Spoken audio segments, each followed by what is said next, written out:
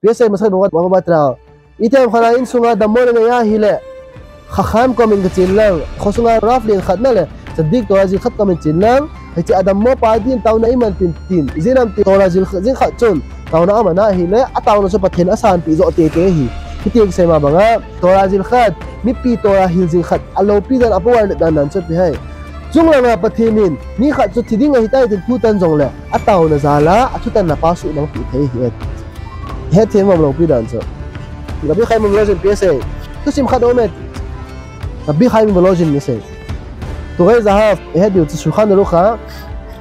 posek min thang pen khan he so tu gai zahab gabi dabi dalebi PSA no me khan hong na comment hong tin hong se ala pa ko da katapa hi hin thina le hin ti ka ava hi tai tung se te in taw na mangin pathin koma nang koma hung taw ka hi pan tora jil koma ko hung taw hi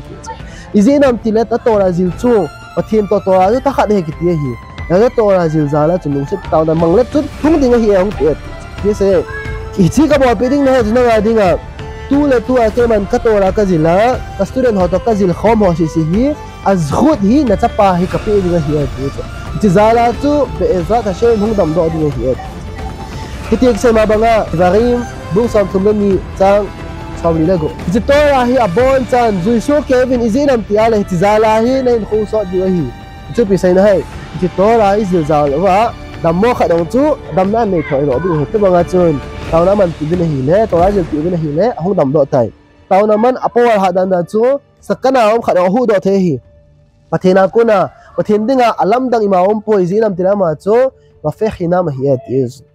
hinama free a mizan hi